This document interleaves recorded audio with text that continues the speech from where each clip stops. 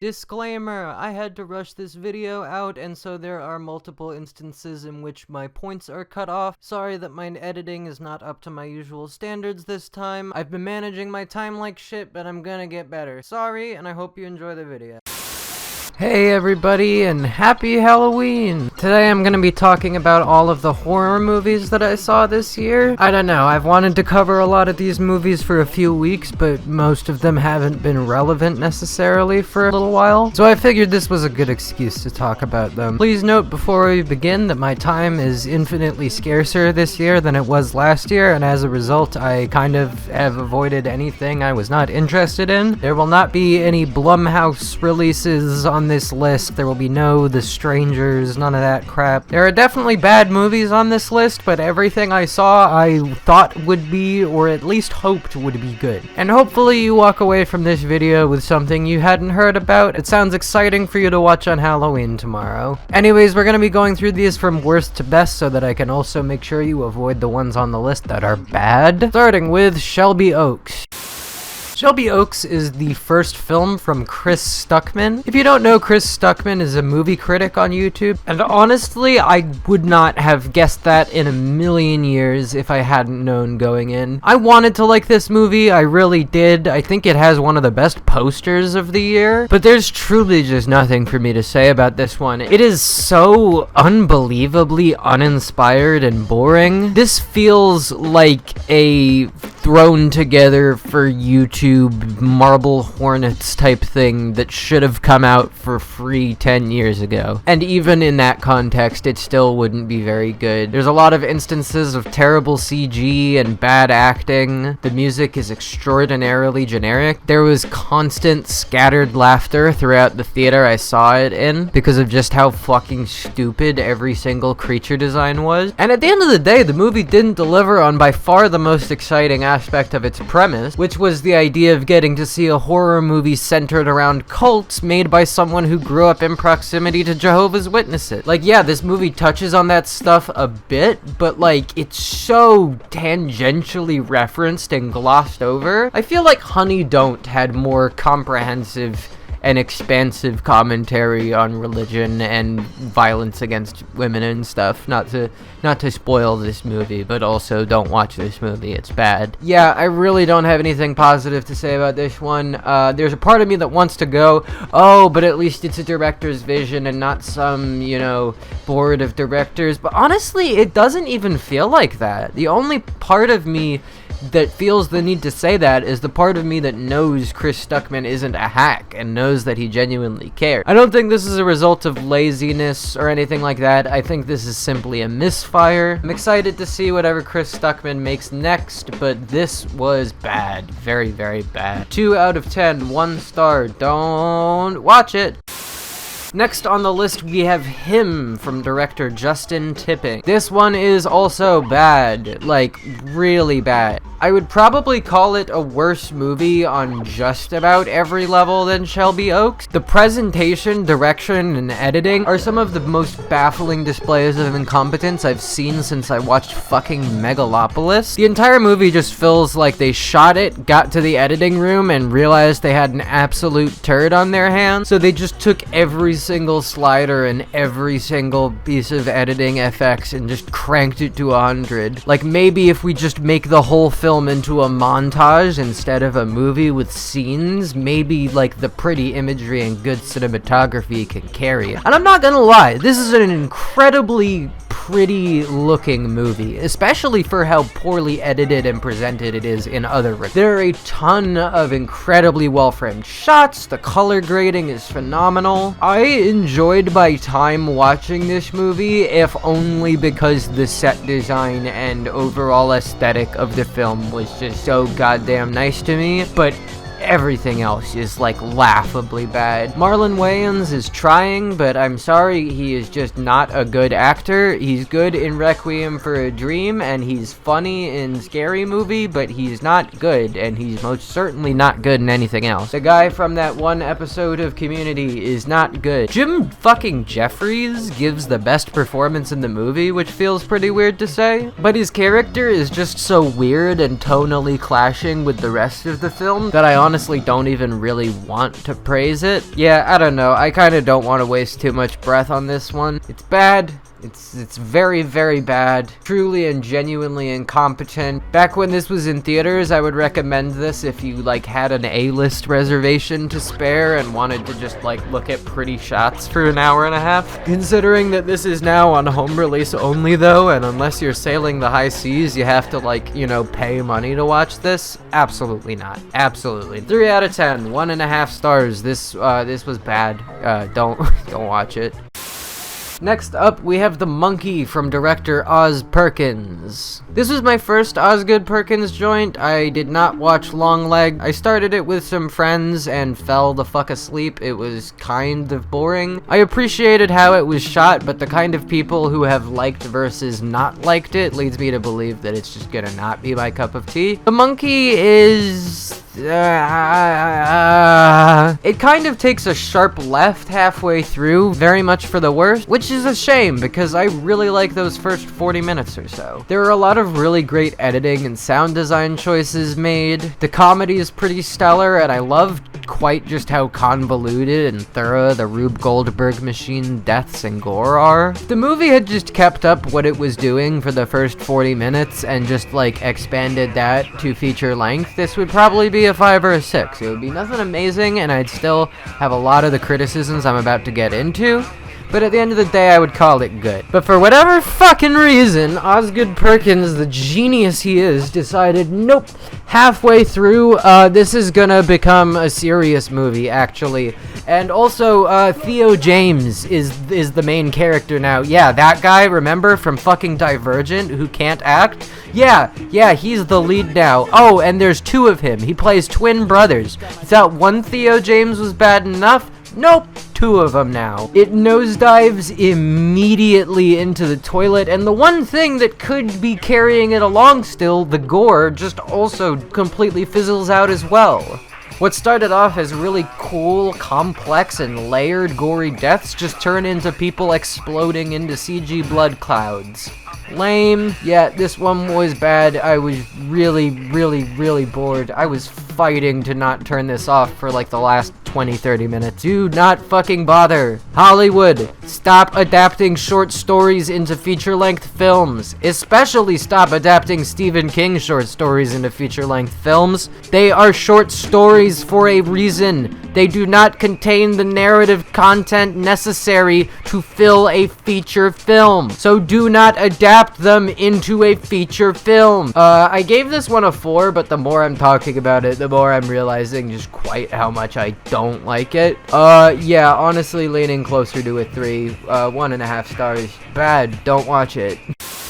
Next on the list is Bring Her Back, and I know, I've just gotten like 10 dislikes on the video for how low I'm putting this on the list. I know, hear me out, guys! I liked a lot about this movie. I really liked Sally Hawkins' performance. I really liked the gore sequences. I really like the way the central motivation of Sally Hawkins' character and the individual character arcs of both of our child leads all feed into the same central theme of being incapable of processing one's grief. And I think that if the movie just didn't overplay its fucking hand in the first 10 minutes, this would be a contender for best horror movie of the year. This movie does what I like to call pulling a Babadook, however. It is so fucking egregious that I am actually going to issue the first ever spoiler warning on this channel.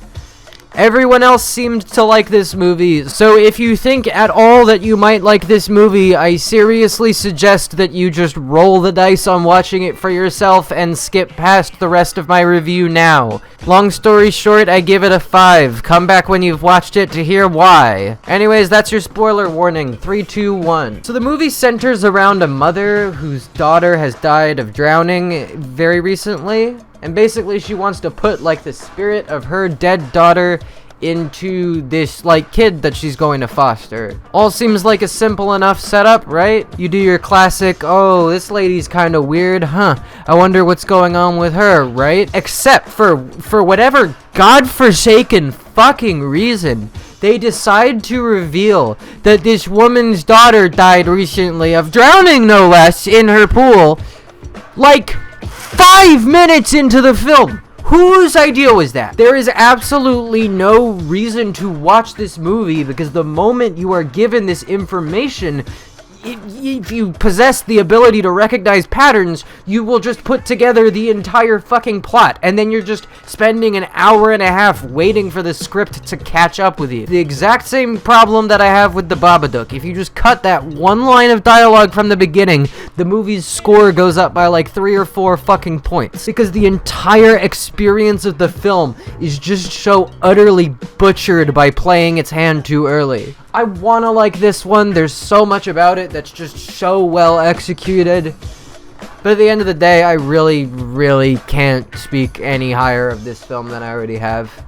Yeah, 5 out of 10. What the fuck, Philippoos? Don't spoil your movie in the first 5 minutes next time, idiots.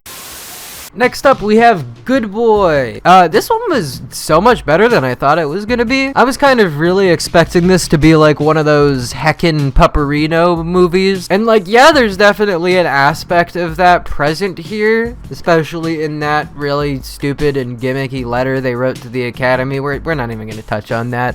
So Good Boy is shot from the perspective of a dog. It follows a dog who's going with its owner to a secluded cabin in the woods, but uh-oh, shit is spooky, and also the spooky shit may or may not be metaphorical for some stuff. There's not really much for me to say about this one, good or bad. It's pretty well shot. There's a lot of very well framed shots. The dog acting is really good. This is gonna sound like a joke, but it's not. They talked in the interview process about how they would, instead of directing the dog to do actions, just kind of wait around for the dog to do it naturally. And look, maybe I placeboed myself into being able to observe it, but I swear that, like, the dog has more naturalistic movements than dogs typically have in films. The central conceit and, like, premise and metaphorical idea that the film's presentation serves is honestly all pretty fucking great. It's so much better executed than I thought it was going to be. It's so much more committed to the premise than I thought it was going to be. I really thought they were going to, like, pull an in a violent nature and just kind of abandon the framing device at points. But nope, they stay committed whilst at the same time making sure to keep it a brisk hour and 15 minutes, make sure things don't overstay their welcome. And dude, this movie made me fucking cry at the end. Like, yeah, it's the kind of thing that's going to, like, specifically get me in the heart in a way that I don't know if it'll get everyone. But look, they fucking got me, okay? And movies don't always do that, okay? So, yeah, I don't know. I wasn't expecting this one to move me emotionally, that's all I can say. I liked this one. It's by no means high art or anything. I don't think I would ever rewatch it, mainly because if I rewatch it, I will probably notice a lot of problems I didn't notice the first time. But I don't care, I liked it. It was fun. 6 out of 10, 3 stars. Next on the list is 28 Years Later. So I know this is technically like an apocalyptic zombie movie and not a horror movie, but god damn it, I'm counting it as a horror movie. The frightening sequences in this film are legitimately the most scared I have been in a movie theater in a long time. And in general, this movie does a very good job building an atmosphere of unease and tension. May not be a straight horror movie experience, but it's close enough to it that I would like to honor it as such. Anyways, I wasn't quite so big on this one when I first saw it. I thought that it started pretty strong and fizzled out as it went along. The more it sat with me, the more I've been able to appreciate kind of what it's going for. For those of you not aware, this is a follow-up to 28 Days Later, although not 28 Weeks Later. And whilst, yes, it is about the zombie apocalypse and the aftermath of it and stuff, it's much more about COVID than anything else. Specifically, children who grew up during COVID. Unlike, say, Eddington, which is very focused on the socio-political ramifications that COVID had on everything, this movie's much more focused on just how different the world is today, and how the world you and I knew 5 years ago literally does not exist for children and will never. And then on top of all of this pretty awesome, thought-provoking socio-political stuff, there's really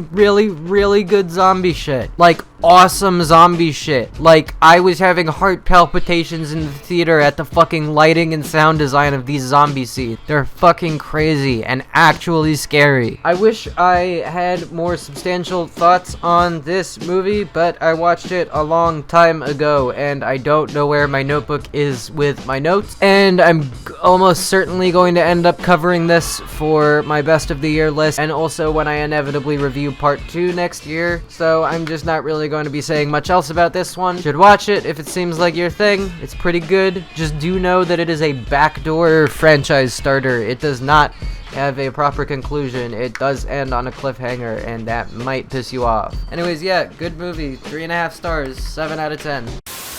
Next on the list, we have Alison Brie and James Franco's Together, directed by Michael Shank. Dave Franco is like the loser idiot, thinks he's gonna be in a rock band even though he's like pushing 40.